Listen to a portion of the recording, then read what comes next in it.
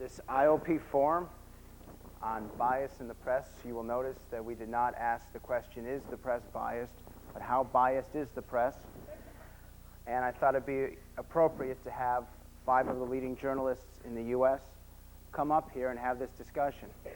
As these forums tend to have, there will be about 15, 20 minutes where we will raise several issues, and then we want to encourage you to ask questions and get involved in the discussion. I'm sure that it won't be very difficult for people up here to disagree, and it won't be very difficult to get you all to disagree with what you hear up on the stage. Let me begin on my left to introduce the panelists to you. Jack Anderson, it's a Pulitzer Prize winning journalist, writes the column that is syndicated more than any other. In the U.S., more than 600 newspapers and news sources now pick it up. And we are very grateful that he had the opportunity or the chance to come up here. Chris Black, I got to know in the 1992 presidential campaign. Although she's been covering presidential politics for a number of election cycles, she's been at the Boston Globe for well over a decade, the author of one of the finest books on the 1988 presidential campaign, and it's my understanding that she just finished the 1992 book on the 92 election race. Fred Barnes, to my right, you probably recognize him from the McLaughlin Group, but you will probably, or I think he would probably be rather known as the individual who covers the White House for the New Republic. I always thought you were a little too conservative for that, but maybe not. Lee Daniels began his career with the Washington Post, but over the last 12 years, 13 years, was with the New York Times, and he is an IOP fellow. A number of you attend his study group each week. Don Baer is with U.S. News and World Report. He's an editor there. He's a lawyer, originally by trade. And I give Don Baer credit because he allowed me to be here now by saving me when I was saying something really stupid in New Hampshire while I was representing one of the presidential candidates. So, Don, I'm very grateful that you shut me up at that time. One of the presidential candidates? If I tell them who it is, they'll hate me, so. Okay. Patrick Joseph Buchanan. Yes. Public's right to know. It's not politically correct to be a supporter of Buchanan here, so we'll leave it at that. Jack Anderson, you're the dean of the press here. You have covered politics, and you've been a journalist for probably as much as almost everyone here combined.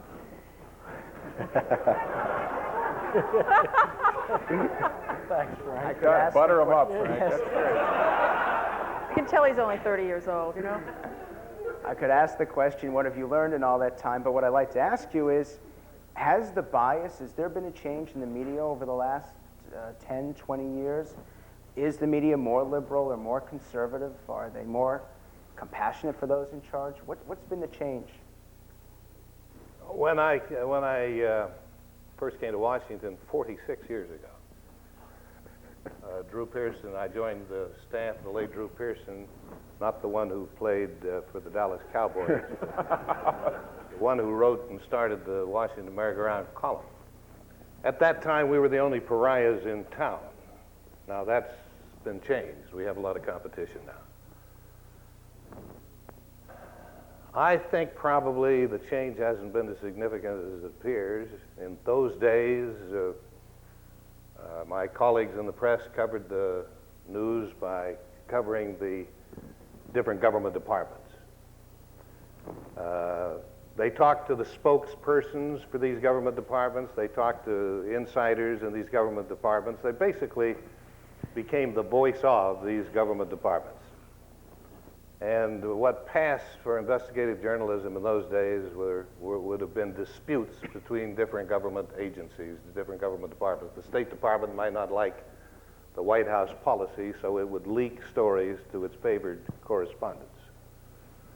That would tend to detract or to challenge the policy that the Defense Department didn't like. State Department would leak still more conflicting stories, and that passed as investigative reporting. In those days, and I think it's true largely today, the majority of Washington correspondents tended to adopt the views and the attitudes of the people they covered. They tend to associate with the people that they cover. They ascend the Olympian heights and breathe the rarefied air up there and look down from those dazzling heights upon the people below. And they consort with those people they write about. What I always tried to do was to get down with the people down in the flats, down in the lowlands, at least down in the foothills, and try to find out what was really happening as opposed to what these officials told us is happening. Most Washington correspondents in those days thought the way to cover the news was to cover the newsmakers. Unfortunately, the newsmakers in Washington are politicians, and they are not reliable sources. And so I decided in those early days that if I was to find out what's really going on, I should go to the people who tell the politicians what's happening. There are such people in Washington. They're professionals at the bureaucratic level. They're highly suppressed. Their reports are classified usually, or certainly intended for official eyes only. And so the problem was to crack those sources, to find out who they were, and to intercept the news at the professional level before it got to the politicians and before they distorted it. And that's what I concentrated on doing. That's what I tried to do. Sometimes successfully, more often unsuccessfully. I discovered that the government is much more successful at covering up the news than I was at uncovering it. But this is basically the way I operated. Now there are more, I think, pariahs who are doing that, but still not too many of them. Even some of the great investigative reporters today really are just recipients of leaks from official government agencies. Let me ask Lee Daniels. The New York Times is considered the paper of record. Is there any greater effort done by reporters for the Times to make sure that their stories are accurate and not slanted, or any greater effort on behalf of the editors to make sure that what the writers put out, what actually appears on the page, is straight? Or do they care as much as any other newspaper or publication? Well, there is a lot to be said for the weight or the momentum of tradition. And the tradition of the paper of record, I think, counts for a lot in terms of how individual reporters respond to the charge. I don't think anyone goes to work at the New York Times without being aware of its tradition. Certainly I didn't. And that has an impact all throughout the organization. The question of bias, however, I think is a more and more significant question. And by bias, I mean not necessarily deliberate skew, but narrowness of vision, narrowness of perspective, a refusal, either deliberate or unconscious, to ask the next question, or to ask a question that will not get you the answer you think you want to get, or the answer that your editors want you to get. That gets at the real difficulty. So is the Times biased? Well, the question is not whether the Times, in the larger sense, the question is not whether the Times or the media is biased. Of course it is. The question, I think, is why today the bias is so apparent, and why it is so obvious, and why it is so disturbing to a lot of people. I think that's the question.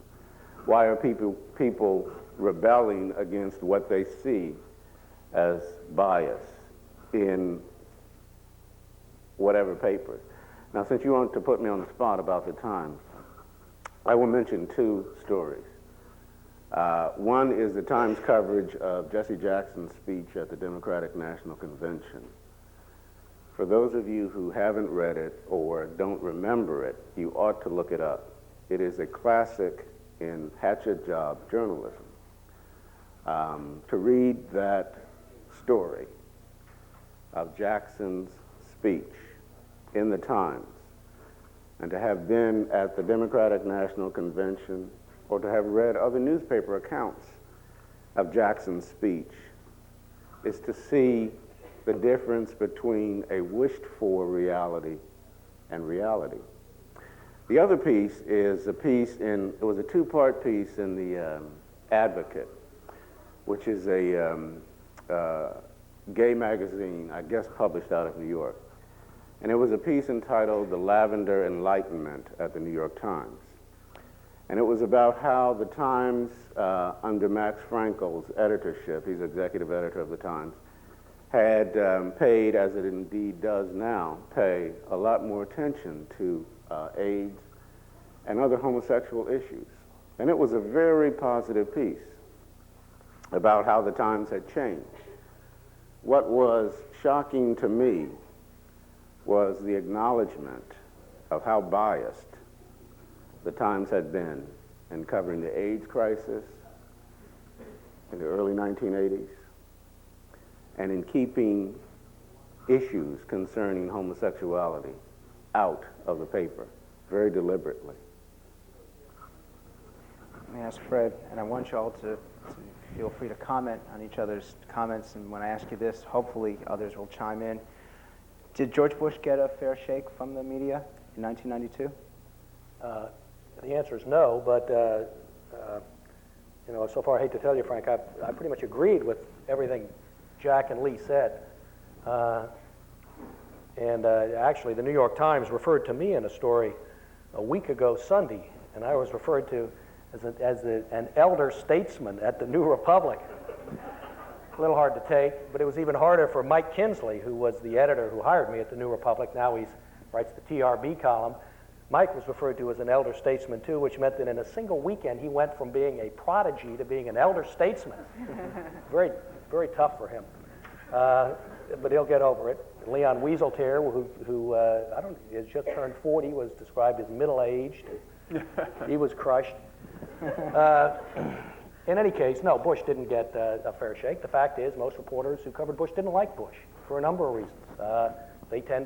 Reporters tend to be liberal and like Democrats better. They do. I mean, that's no more surprising than saying corporate executives tend to be more Republican and conservative. It's just who happens to be attracted to the business. They tend to be more liberal, didn't like, but there was something in particular about Bush they didn't like.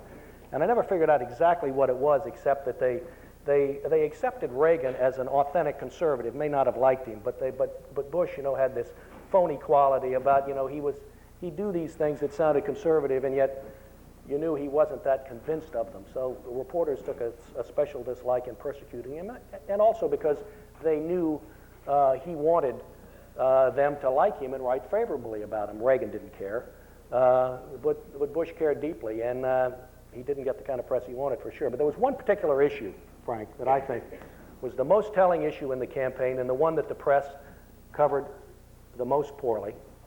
It wasn't about Bush personally, but it was about the economy. And if you look back now at what happened to the economy over the last few years, we know we had a recession. And the recession ended in March 1991. And by early 1992, the economy, after growing sluggishly the rest of 91, was growing at a pretty fast pace. Or not rapidly, but it was starting to grow more. By the last 2 months of 1992, we had a robust economic recovery. The growth rate in the third quarter was 3.9%, pretty good. In the fourth quarter was 4.8%, very good. And yet the press, the coverage about the campaign was unbelievably negative, and yet there are still reporters writing about, up until Election Day and even after, right through January 20th, writing about the recession. Well, a recession is a real thing, and we were not in one then, and it made a big difference. If you saw the coverage of the last year leading up to the election in November 1992, the coverage was incredibly negative. There's a group called the Center for Media and Public Affairs in Washington, not a kooky right-wing group. There are plenty of those who do watchdog stuff on the media, accuracy in media and so on. This is the Center for Media and Public Affairs, watches all the networks, not CNN. They do CBS, ABC, and NBC. Judged all their economic stories on the basis of being positive or negative, all of them. They do it every month.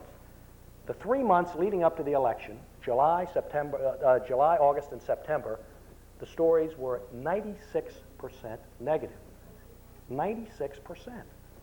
And it dropped down some in October, but they were 96% negative. But that is a wild distortion of what was going on in the campaign. I brought the numbers with me. This will just take a second, Frank, believe me. Here the economy was growing at a rate of about 4%, and the stories were 96% negative. And then something happened in November. Bill Clinton wasn't president. He'd been elected. All of a sudden, the stories overnight became positive. In November, they were 58% positive. In December, 66% positive. This was the same economy. Nothing had happened. There were no new policies in place. The only thing that happened was there was an election, and the coverage changed overnight. My contention is that the economic coverage hurt Bush. I'm certainly not contending that he lost the election because of that. It's clear that he got the most negative coverage. Marvin Cowell's group here at Harvard has said that in their findings too, and so have everybody else's. But this is truly astonishing. Knowing what the state of the economy was, and then seeing how the press covered it. Now, the other scale that was used in examining all the television stories on the economy was how they covered the economic future, predictions about the future. They went from being September 12% positive, October 10% positive, to November 86% positive. Same economy, no new policies, nothing had changed. Economy was the same economy, flipped like that. Well, George Bush was hurt by that kind of economic coverage. I think there's no question about it. The same thing happened in the coverage of Bush, positive, negative. Just all the stories about Bush, are they positive or negative?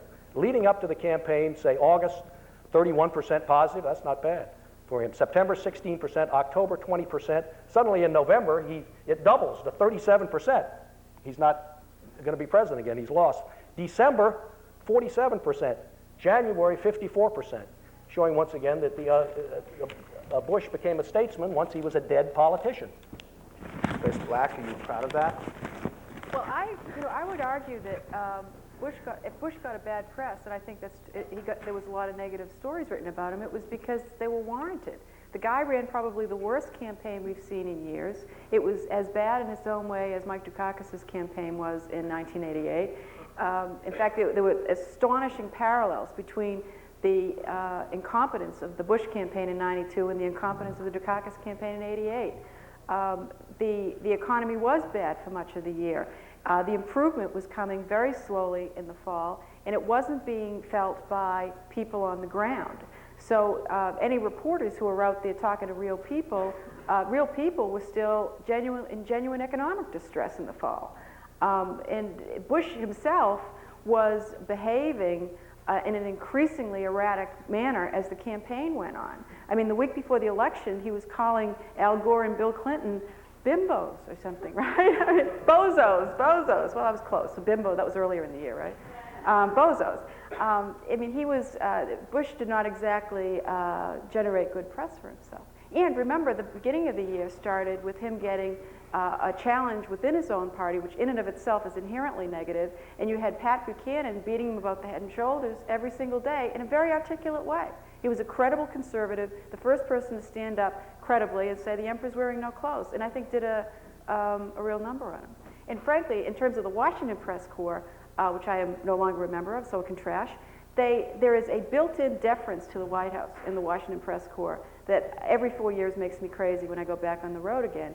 They are, if anything, too favorable to the people in power. That's all I have to say. Yeah. Now we're going to go to Don. In fact, there were not that many people who felt they were hurting last fall leading up to the election in those months. The polls showed one thing. Every poll that I saw showed the same thing. It was people said this. About 3/4 of them said, I'm doing fine. I don't have any problems. The same economically. And then you also had 3/4 of the people saying, but the economy's terrible. It's going in the wrong direction. In other words, their own experience was that things were getting better. They were doing fine. They weren't as worried as they had been about their economic future. But they thought, and I think based at least part on the media coverage of the campaign, of the economy, that the economy was going to hell when in fact it was not. And we know factually now that it was not. Tom, what about the way, because you wrote one of the first stories on Clinton, and I wanted to show the other perspective of it. Clinton's private life, certainly Kennedy's private life, was exposed more in 1992 than at any time in election history, and many people did not expect Bill Clinton to survive that, and he did. Wasn't Bill Clinton trashed as badly in January, February, and March as George Bush was in September and October? Yeah, but I want to step back from all that a little bit and address this question more generally about bias in the press. The whole discussion, to some extent, assumes a press that is very proactive in many of these determinations. And I'd like to offer a bit more provocative view of this, and I'm skewing it somewhat for the sake of argument. I view much of the press, much of the media, as far more passive than we seem to give them credit for here. And I think if you begin to appreciate that perspective, it helps to explain much of what goes on and why, as Chris points out, what Chris says, George Bush ran a horrible campaign, therefore he deserved to be trashed. I mean, it's not as though, although we do fall into this, that we are judging a beauty contest based on the maneuvers or sort of a basketball game and how well the team is moving on the court. That is what we often do. But the fact of the matter is, many people in the press, I think, in fact, that the great movement in terms of the way the press operates is that it has to be satisfied. It has to be fed the meat. It has to be pointed in the direction of what the story is. And if you do that deftly as a politician or as anyone who is trying to move a story in a certain direction, you will be rewarded. And it's a question of how well you do that. Now, with regard to George Bush and the coverage he received this year, two things came into play on that. One of them, which none of us likes to admit, and I should point out, as Frank said, I'm a lapsed lawyer. I practiced law for 3 years, 5 months, and 3 days in New York before I gave it up, which helps to exemplify my point. Many reporters, in fact, I would argue most, have very short attention spans. That's one of the reasons we're drawn to this business. There's either a news story every day or every week or every month. There are some people who have the wherewithal to stick with a story over many, many months and years, and all of us from time to time get thrown into those situations and sometimes like it and sometimes learn to hate it. But George Bush became a boring story. Part of that was because he was at the end of a 12-year cycle with regard to politics and the personalities in politics in Washington. Part of it was that he chose to do very little, in particular on the domestic front with his administration. And he let that attention span sort of lapse for many reporters and didn't really give us much to cover, which meant that we had to find things to cover, which is one of the things that sometimes we hate because it means really getting out there and working. To be cynical about it. The other part of it that is really more substantive is that, and Fred, I think this is to your point, reporters, I think Accuracy in Media has recently come out with a report, and that is one of those sort of borderline wacko groups that said something actually I thought very, they didn't quite get the point, but they were getting close to the point. They were taking note of the coverage of Bill Clinton's economic plan and talking about how much of the coverage in the wake of Clinton's speech and the various dog and pony shows that he's gone out on since then are about the politics of the economic plan. How's it playing out there? What are the polls showing, et cetera? Not about the economics. Will it work? Does it make sense economically? And this is meant to suggest that somehow or another the press is trying to give Clinton, his day and not to attack him, because if one were to look at the economics of the plan, plain and simple, one would have to say this will never work, which is open to question. Rather than a question of liberal conservative bias, I really see that, again, to be cynical about it, is more the easier story to cover. And we do tend, especially when you start talking about television, and much about what goes on television night in and night out does drive what goes on in print as well these days. The politics story is always the easier story to cover.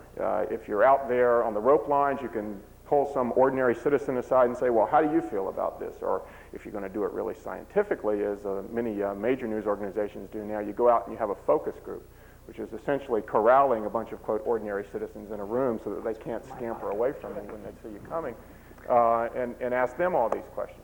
I think that plays into a lot more than does the bias. Now, going back to the campaign, part of what happened with George Bush, a large part of what happened with George Bush, is that he never put a plan out there or pretended to put a plan out there that might drive the coverage and keep people busy and keep them off of that kind of rope line coverage, or keep them from busy hands or happy hands. Keep us busy with programs, proposals, whatnot. Now, Remarkably, he actually put a plan out very late in the game, long after it could have done him the most good, which probably at the latest would have been at the Republican convention, which was a wasted opportunity in my view.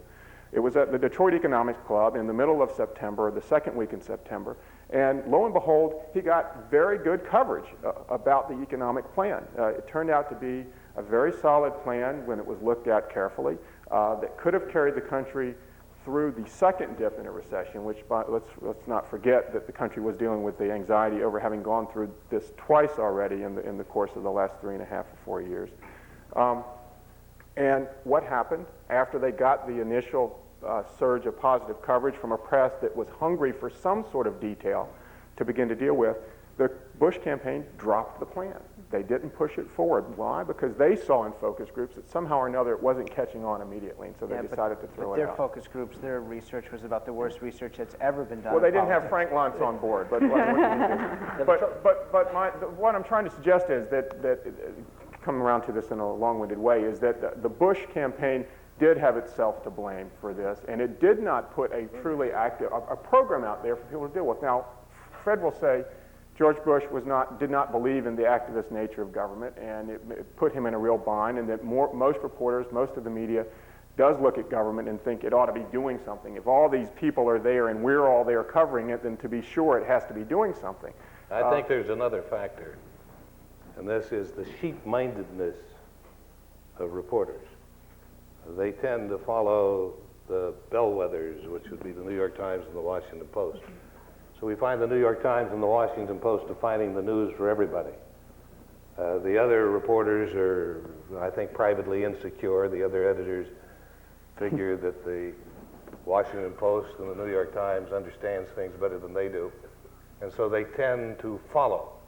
And if everybody is jumping on Bill Clinton, as they did do for a while, if the Times or the Post start jumping on Bill Clinton, then everybody jumps on Bill Clinton, until they wore those stories out.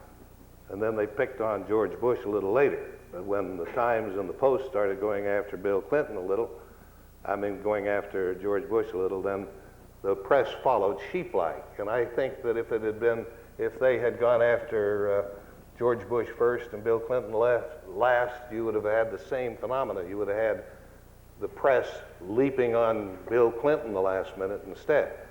So what you have is these two newspapers primarily, and there are some others that the press pays attention to, but it's primarily the Post and the Times.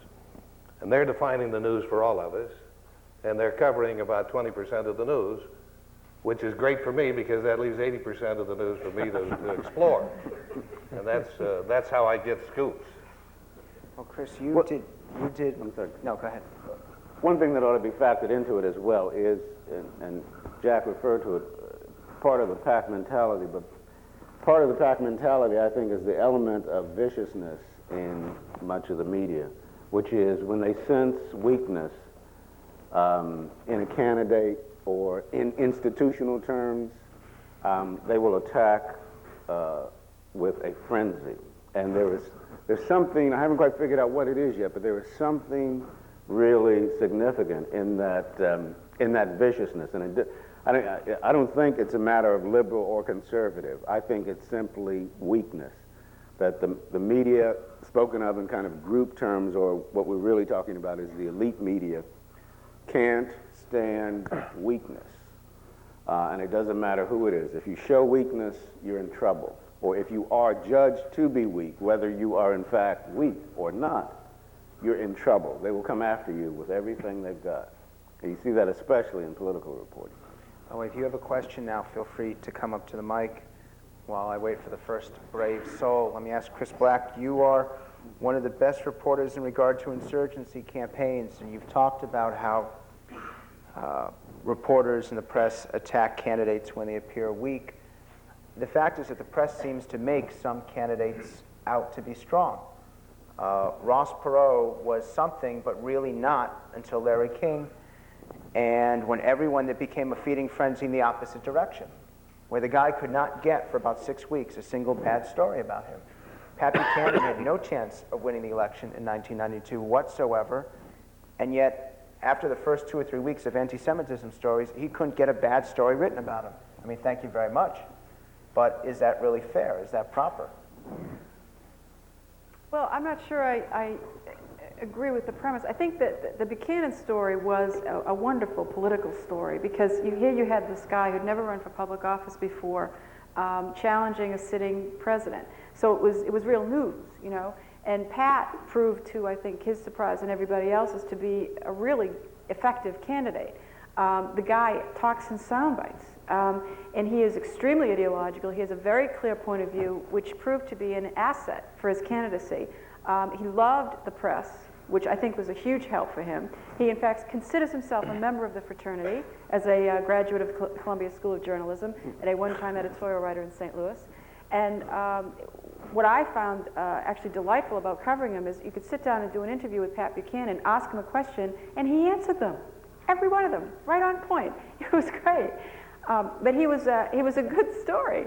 And I think if a campaign is a process of delivering a message, he had something to say, he did it well, and he clearly left huge footprints in this campaign year, even though he didn't win.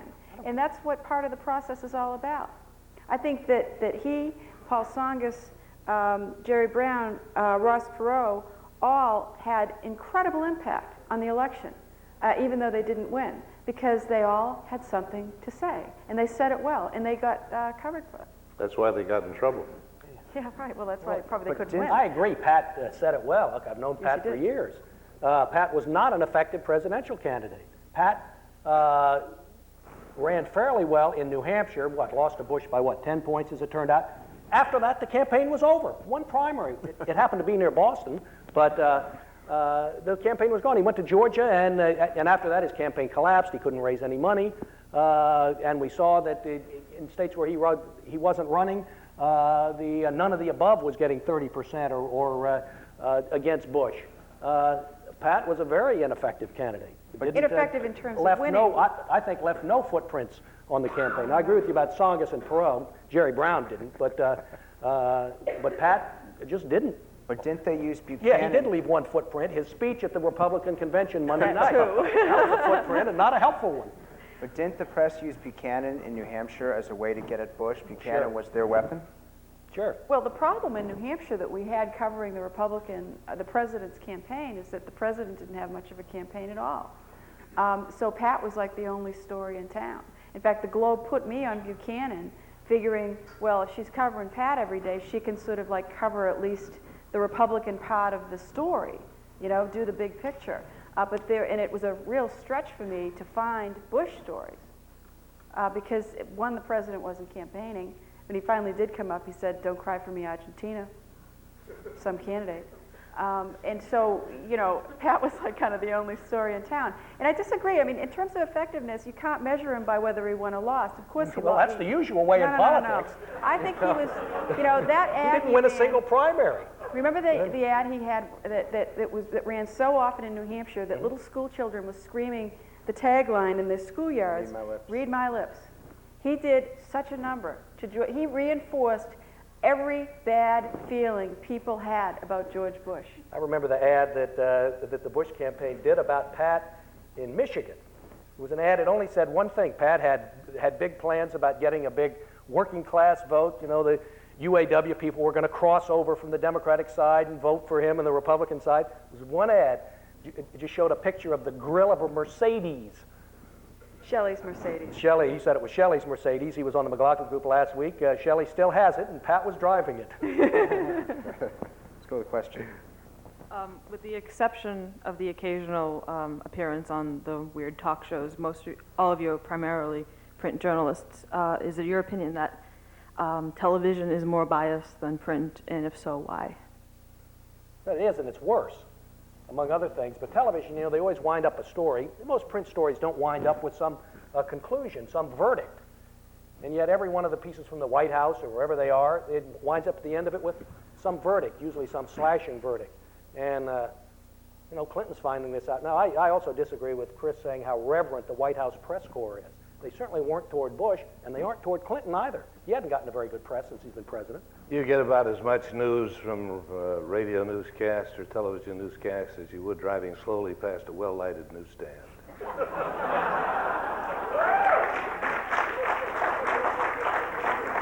But there's television and there's television. And it actually underscores something that has gone unsaid here. There's press, there's media, and there's media here. There's a whole new industry devoted to punditry, principally on television, because that's where it's easiest. And you see it proliferating vastly because it leads to lots of money for people. It gives you the kind of exposure that is part of what has drawn many journalists into the business, or at least helps to keep them in it. And there are two kinds of print, too. I mean, a broadcast is one thing, a newscast is one thing that I agree with everything that's been said about this. But the television, like the McLaughlin Group, Crossfire, the variety of shows, that's punditry. That's a very different thing. And that has had a real impact on print journalism. I mean, setting aside for a moment opinion journals like the New Republic, whose job it is to produce something that is somewhere between editorial and news that falls into some ambit called commentary or opinion or what have you. There is, you see it in the newspapers, and it's, Lee is exactly right about the Jesse Jackson piece. That's the kind of piece now that editors increasingly want in newspapers like the New York Times, because they can't just sell old-fashioned news with inverted pyramid leads and just getting to the guts of whatever a story is. No one wants to hear that anymore. They, to some extent, heard it on television last night. They pick it up in other places here and there. They even get it better in their local newspapers than they can get it in the newspaper of record. What the newspaper of record, what the Washington Post, what the Wall Street Journal, what the big news magazines want is reporting and writing that is sassy and stylistic and borders on commentary and opinion in what used to be known as news hole. And it's creating two tiers of journalism. Really. Don? Well, let me just point out that Sam Donaldson journalism is showmanship. It has very little to do with journalism. I've told my reporters that their job is to extricate information from people. You don't get that by challenging them and shouting at them and getting and raising the hackles on the back of their neck. You get that by befriending them and listening very patiently to their side of the story and encouraging them to talk about it. That's journalism. Sam Donaldson practices show business, and there's a great deal of distance. McLaughlin, except for Fred, McLaughlin is practicing show business. It has nothing to do with journalism. Can I disagree? I want to disagree with something Don said, that I don't think the public is out there demanding, saying, we want interpretive stories. We don't want you to tell us what Jesse Jackson said. You know, tell us what you think about what Jesse Jackson said. We want to know your opinion. We want commentary. We want interpretive journalism. It's not that the public is demanding that. That's what reporters and journalists want to write. They're the ones who have created it. They want to write that, and look, I have to admit, it's much more fun to write stories like that. It's much more fun to write commentary and get your opinion in there. It's a lot easier, too. You don't have to do as much reporting. But we ignore television, the effects of television at our peril, right? This is a rather specialized audience, and places like the New York Times and the Boston Globe and the New Republic and U.S. News and all the rest of them are rather specialized institutions. How much information does the public think it is getting, which is the important thing, think it is getting from television? That's the question. We may say that there's not a lot to be gotten from television, and that may be true, but it's what does the public think it is getting that kind of, it sends back along the transom, because it's now a two-way street, the communication. Not simply from the media to the public, but the public is sending things back to the media. But can I just, this 1992 showed us something that we'd never seen before, which is that people turned out to be politics and news junkies about this thing. And this was in an environment that we initially thought was going to be a very pale environment. News organizations, many of them cut back their budgets for the campaign year, weren't ready to really send people out there. The Democrats had no chance at all. The second team was on the field. George Bush was way up there in the approval rating. No one was going to take him down, and people were shocked. Many news executives, managers were shocked when things turned around dramatically. But part of what we saw, Fred, to your point, is that television did provide information, unadorned information, that it never had before. I think the revolution that C-SPAN has helped to bring about has gone underreported or undercommented on. as much as it has been commented on. And the fact that you could sit around in your own home and surf through the dial and watch for 18 to 20 hours a day what was really going on in New Hampshire without having to rely on any of us to regurgitate it for you made a big, big difference in terms of how people saw and felt about what was going on. But didn't TV play a role in basically the disintegration of the quality of journalism? In the last 10 days of the campaign, the big focus in the networks, in CNN and ABC in particular, was George Bush closing the gap. That was the lead story for 4 straight days. Bush's numbers in the Gallup polls and Harris polls and things like that. Not what George Bush was saying or what Bill Clinton was saying, but polling numbers. Yeah, they were all over the Larry King show and CBS This Morning, and they were on ad nauseum. You got tired of seeing the candidates at the beginning of the year. Or I said, well, look, if these guys are on live, if any candidate's on live, I have to watch that. After a while, you just skipped all of them. I mean, they were on so much, you couldn't keep them out of your house. So, I mean, it would be one thing if that's all that people were getting with a horse race in the last 10 days. They weren't getting that. I mean, they were getting that, but they were getting so much besides that, too. Well, what happened, too, in this last election cycle, Frank, is that the methodology for a couple of the national polls changed the week before the election.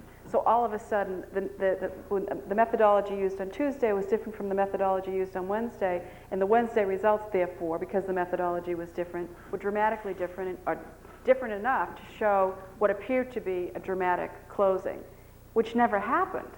If you kept, using apples, the same methodology, it would, and those of us who are electoral college junkies, who were watching the numbers in those critical states, didn't see any change at all, and we're going, what?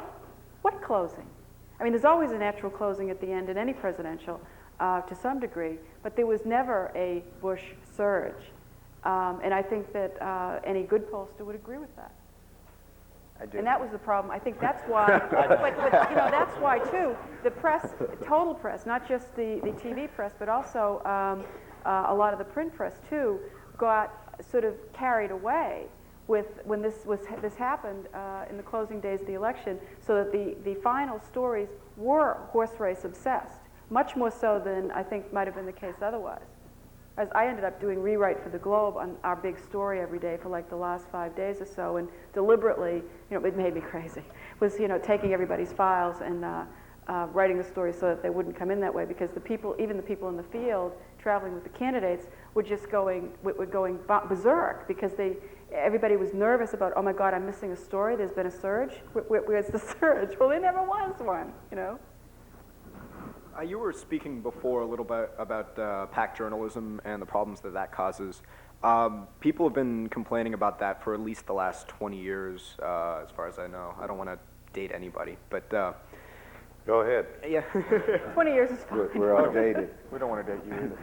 I was wondering, since '72, has that gotten any better? And if so, how? And what do you think accounts for the change? I think it's gotten better. I think that's one of the few things that's improved in journalism, if not the only thing that's improved. In fact, there was television declared their independence from the print media back in 1988 during that campaign, and the television reporters, not that they were doing better stories or anything, but they were off doing their own stuff. They used to take everything from the Times and the Times and the Post, or when they were up here in covering New Hampshire from the Globe, and they stopped doing that. They went off on their own, and a friend of mine, Britt Hume, who's with ABC, used to refer to me and everybody else in print journalism as print heads. Not a very derogatory term.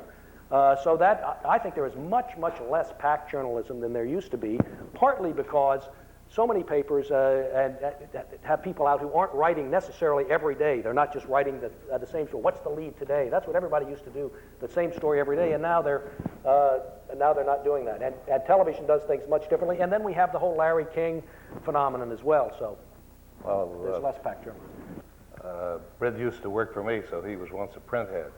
And I think what happened... I remind him of that. I think what happened is Watergate.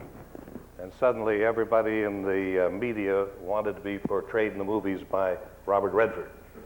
And so you had a lot of independent journalism, and I think some of them did go a little bit astray, and probably a little less PAC journalism, but it still exists. And yet, just to strike another note. I wasn't out there 20 years ago, so I can't compare it to them, but it is remarkable when you find yourself in one of these situations on a plane, because, well, there are buses again now, but by and large they were planes up until recently. How much of the day-to-day story out there by the reporter whose job it is to cover that campaign, not to swoop in and be what we call the Bigfoot coming in to do the big tone piece or the big opinion piece or what have you, but to be out there day to day. Again, to some extent, it's the logistics of being out there and getting the story and having to get it back to your headquarters and get it out. There still is a great deal of that goes on. Covering the White House for many, many reporters still looks and feels very much like PAC journalism. And separate and apart from all of that, I still think we in the media should come in for a great deal of criticism for how we dealt with, as Frank tried to get me to talk about before, the character story last year. I think we messed it up a lot. I think we probably did it a little better than we did in '88 because we had more practice with it, and yet we still messed it up and got it wrong. And much of that was about the feeding frenzies that kick in when these kinds of stories get going. Miraculously, when all was said and done, and Fred touched on this in an earlier talk we had, when you look at the Jennifer Flowers story and what that was all about, what we never got down to was how she wound up with that job in Arkansas. And what that was all about. That got completely passed over while people were chasing around for all the salacious details during the feeding frenzy. Going back 30, 40, 50 more years, it would seem that the press is not more biased today. It's actually much less biased than it used to be. There used to be, it seems, in every city there would be a Republican paper, a Democratic paper, maybe a more liberal Democratic paper, a more conservative Republican paper, and everyone had its own niche. What we have now, or in the last 20 years, is not more bias in the press, but simply fewer press outlets and a kind of expectation among the media that they don't speak for a certain segment, they're supposed to speak for everyone, so that instead of actually more bias, you're getting less bias, but there's an expectation, since there's only one paper, that you can't have any perspective whatever. Well, there are more outlets, actually. They may not all be news outlets, but the electronic outlets are phenomenal. And I think, in fairness to my colleagues, that most of the people who have been trained in journalism do their very best to be objective. They can't be objective. One editor said that in order to be objective, that he doesn't even vote.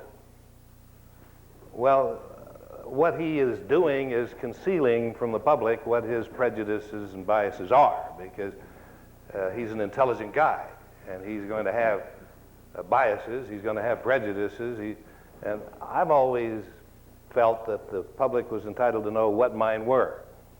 And anytime anyone asks, I tell them who I voted for, I tell them what political party I belong to, what organizations that I'm affiliated with, so that people who read what I write can make their own judgment. But to pretend that we are objective by refusing to participate in even voting and participate in community, in civics and politics, is an attempt to deceive the public, I believe. But I think most reporters try to be objective. I think they're unable to be objective because we can't suppress our backgrounds. But I can tell you that every president that I have known, and I've known them all since Franklin D. Roosevelt, every president that I have known has felt abused by the press. None of them, and I understand how they feel. Nobody, for example, has ever portrayed me in a news account as noble as I think I am. And the presidents are somewhat the same way. Bill Clinton, we're talking now about the abuse of George Bush. Let me tell you, I've talked to people close to Bill Clinton. He feels terribly abused by the press. He sees himself as a moral man. He sees himself even as a religious man. He has said to a friend of mine plaintively, how can they write about my relationship with Hillary? We haven't told anyone about that relationship. Nobody else knows about it. How can they write about it? He felt, for example, when he was sworn in as president, that he was entitled to a little bit of a honeymoon, and he was greeted on the first day by attacks on him in the Washington Post and the New York Times.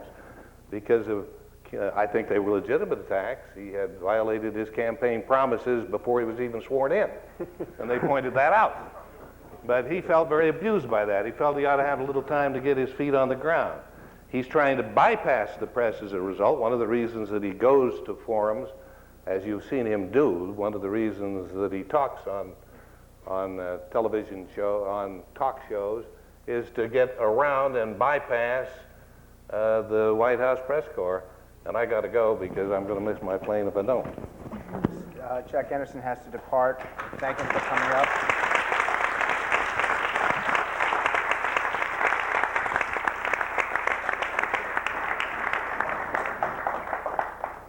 But we will continue. I guess you're next. How much do you think the media's role today is, let's say, less than maybe a political tool for the left or for the right, more kind of the media as front runners? Basically, a candidate gets hot, the New Republic calls him the Anointed, and people will jump on the bandwagon, then say some bad stories break, then you see attack pieces on him. They're willing to make something out of a Jerry Brown candidacy that previously seemed like nothing. How much of it do you think is just that the media likes a hot story, and who's ever up, they'll boost, and who's ever down, they'll trash? Because certainly, just comparing, let's say, the coverage that they gave to Dukakis in '88 didn't seem to be entirely positive coverage. And Dukakis was a losing candidate, and he ran a losing campaign, and he took heat for that. Do you think it's mostly, do you think that sort of front-runner aspect plays a large role in what the media does? Well, it plays a role. Dukakis got very unfairly treated by the press, I think, particularly during the period after the Democratic convention and after the Republican convention when he was sinking in the polls. He was sinking in the polls because he had gotten way ahead artificially, and everybody knew he was going to lose all that.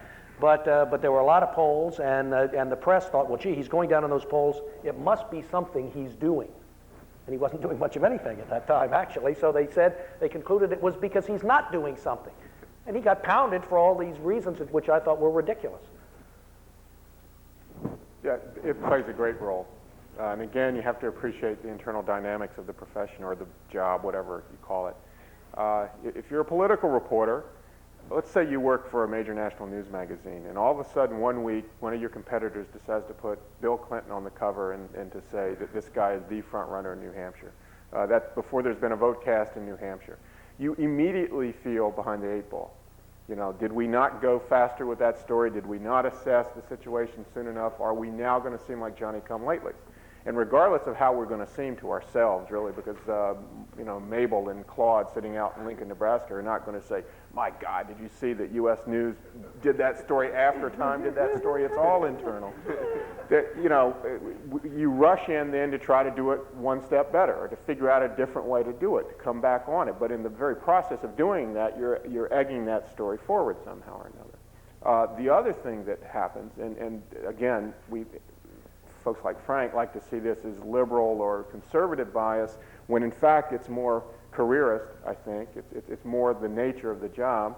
When the media are seeing that it looks like Bill Clinton is going to be elected president. Now, to be sure, there's a lot of nervousness there in the last 10 days when all of a sudden this thing is tightening and people are saying, maybe we put our bets down on the wrong horse. But when they see that, there's a momentum that builds. Stories about the people who are running that campaign. Stories about the smart things that candidate did 4 years ago to set this all, going to Fred's point, that it's all something that these candidates do themselves that put them in these positions. Folks like George Stephanopoulos suddenly become somehow or another deified, if not cover boys. And this just takes on a life of its own, which builds and develops a certain sense about those campaigns. And mostly what it is about is laying markers down for most of the press. Some reporter who's hoping that he or she is going to get treated better once these folks get in the White House because of the favorable stories that were written. It's not as pernicious as that or direct as that, but it's clear that you're not going to write the nasty story about the guy who's going to be the communications director of the White House. Ross Perot dropped out of the race on the 17th of July, and U.S. News about 2 weeks later or 3 weeks later was going to have the cover story, or at least was going to run prominently as an exclusive, the Perot budget plan. And a reporter from Newsweek magazine called the Perot staffer and begged to get that magazine, that document leaked. and I mean truly begged, because he knew that it was going to go in U.S. News and World Report, and he wanted something in Newsweek. And he called every Perot staff person he could. And when he couldn't get that story, because it was the in thing at this point to trash Perot, he had to have something because his editors were demanding something. And he took an off-the-records utterance by a staff member and managed to turn it into a story on page 4 or 5 of the magazine, because he knew the competition was getting something, so he had to have something. True confessions here. Those magazine people. They're evil. I'll tell you that. Those microphones will get you every time, Frank. Exactly. I guess first I'd like to say to Fred Barnes, and first, I just love you as far as, but as far as journalism goes. But you did Let's narrow it down.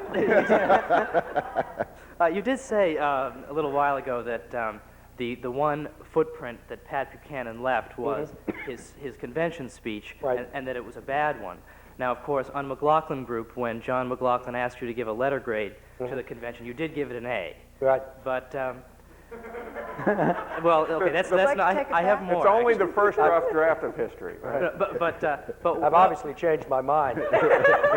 that's sort of. I'll tell you why. Is that your question? Okay, well, actually, there's a little bit more to it. I want to know about the coverage of the Republican convention, because Pat Robertson did not even speak in prime time. He didn't. Pat Buchanan spoke, but we also had Lynn Martin, Jack Kemp, Phil Graham, lots of very popular Republicans. We had pro-choice Republicans speaking, and of course the Democrats did not allow Bob Casey to speak at their convention.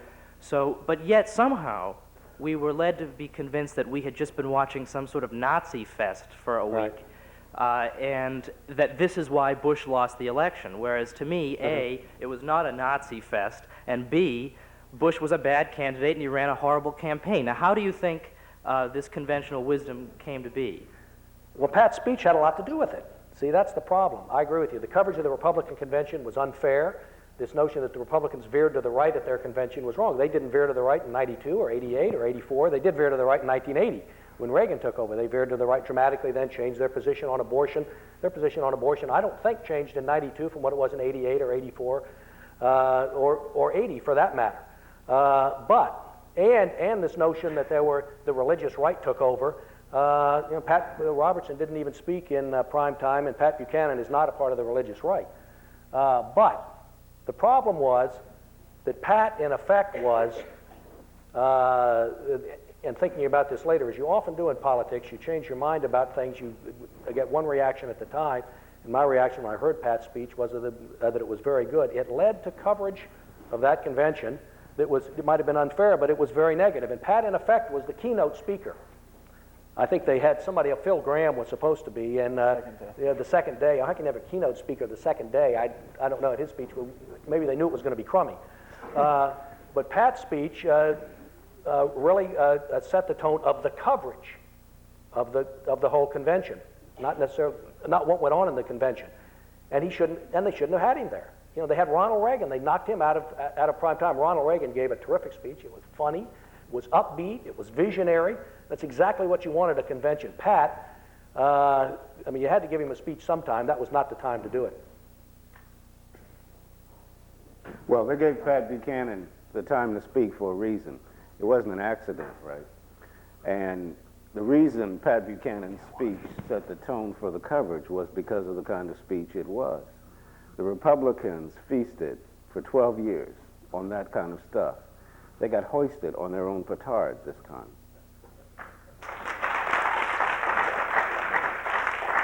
Could I just say one quick thing, and that is that the way I understand it, and I know that Frank is the pollster, the pollster here, but after that night, and I know Ronald Reagan spoke, and he's obviously more popular, but Bush's numbers went up anywhere from 9 to 15 points. I think because America generally is socially conservative, so I'm not so sure necessarily that he turned off as many people as the media thinks that he did.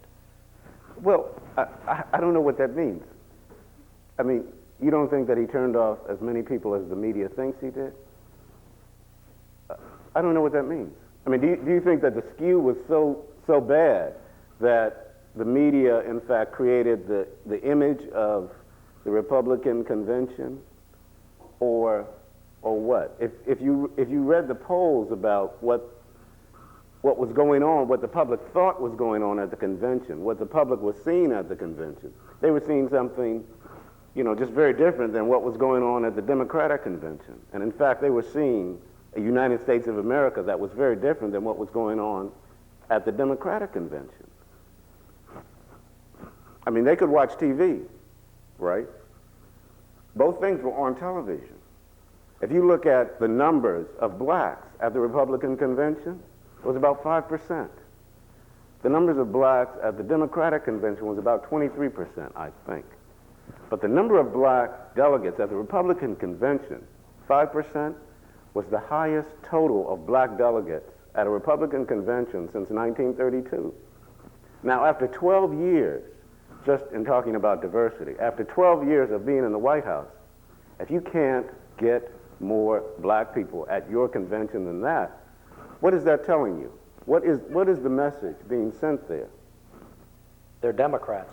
Well, they're Democrats for a reason, aren't they? They're Democrats for a reason. If you've got control of the resources of the machinery of government, and you can't convince people that your party is the party to be in, whose fault is that? Well, we'll just wait for Kemp. Maybe you have a point, but 96, we'll see what happens. Fine.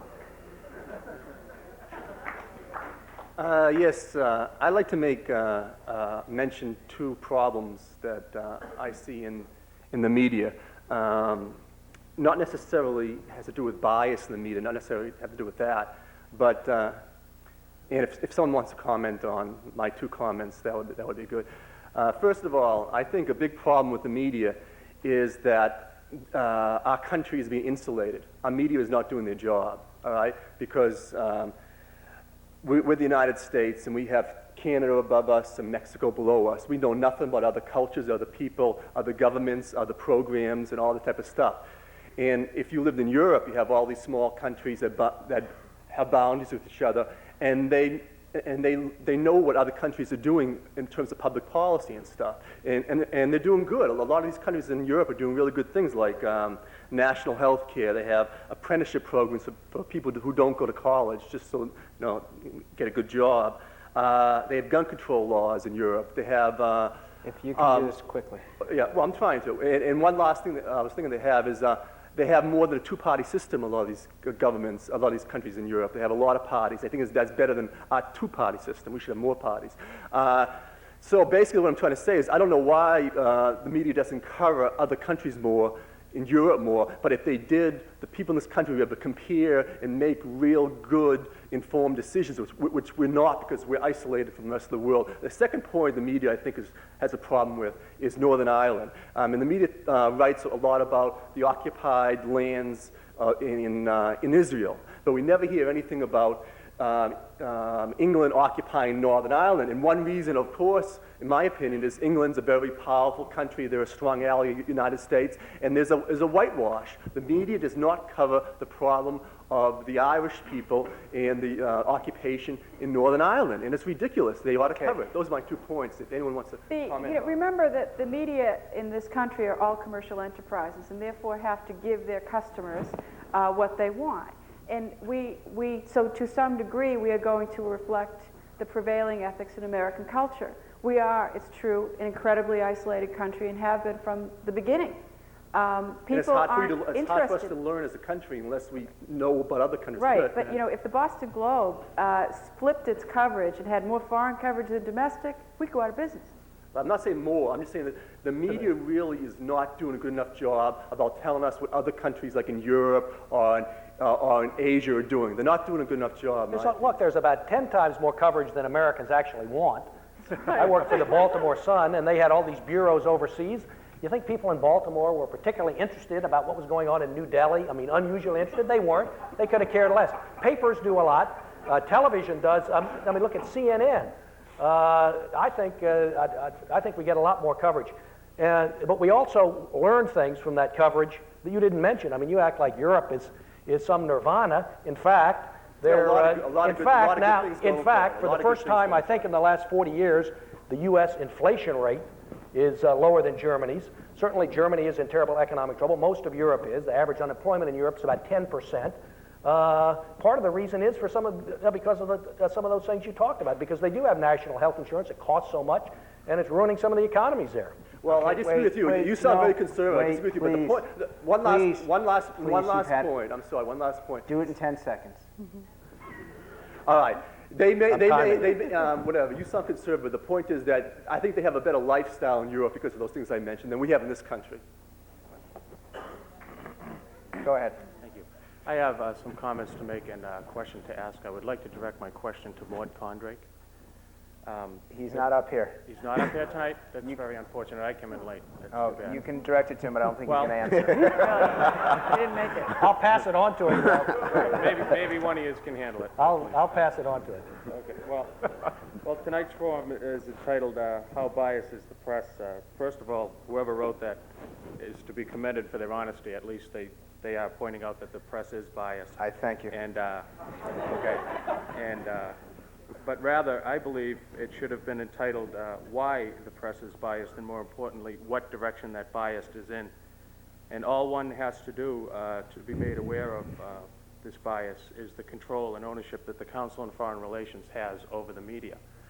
And for instance, CBS, NBC, RCA, ABC, Cable News Network, Public Broadcast Service, Associated Press, UPI, Reuters, Globe, Baltimore Sun, Washington Times, New York Times, Time Incorporated, Newsweek, et cetera, et cetera.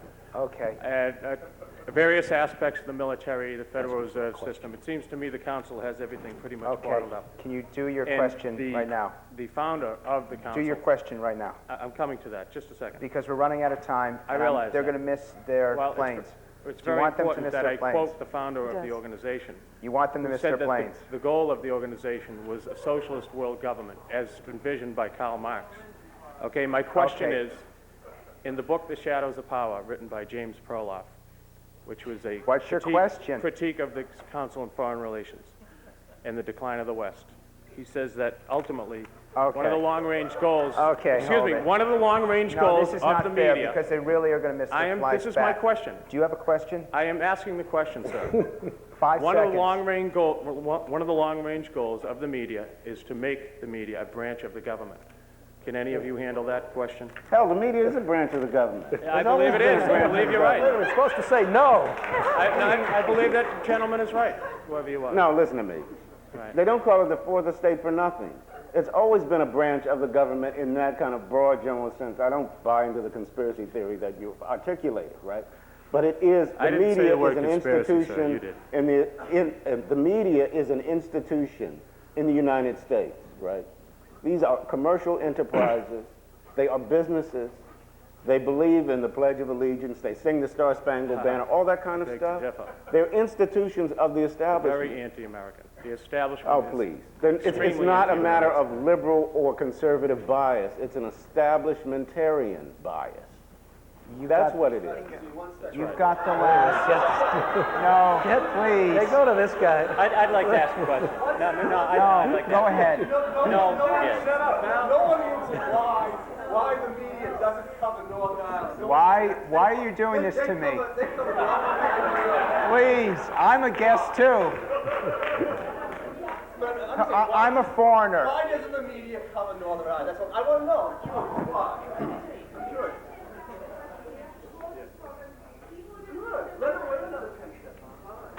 But I do want to wish you happy St. Patrick's Day. Very quickly. Last week, Frank had a guest in his study group that concluded that Bill Clinton would be a one-term president because he was overexposing himself in the press, and Americans would get tired of it. Do any of you agree or disagree? Who was that? Tom Wicker. If he's a one-term president, that won't be the reason. I'm just astonished you said that. Anything to say? Okay, we're out of time. Do any of the panelists have any final comments about where the media is heading over the next couple of years, the things we're likely to see, very briefly?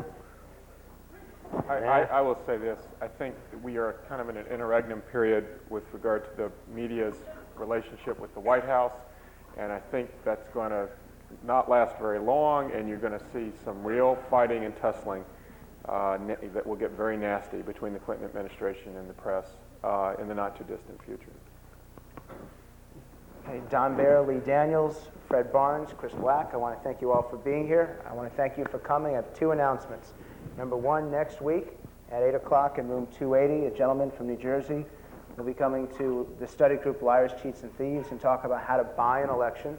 So if you want the inside and how New Jersey politics works, and particularly how $20,000 can get you a congressional seat and $50,000 can make you governor, Wednesday, 8 o'clock, room 280.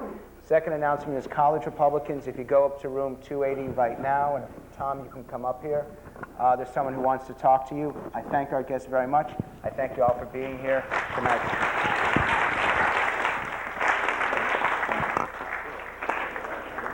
With two people out of the question.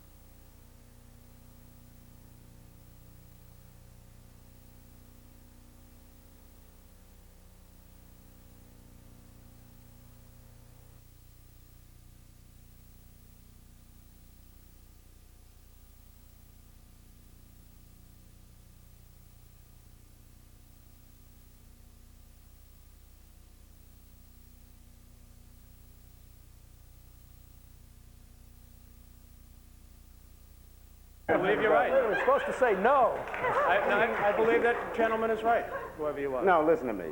Right. They don't call it the fourth estate for nothing. It's always been a branch of the government in that kind of broad general sense. I don't buy into the conspiracy theory that you articulated, right? But it is, the media is an institution, and the media is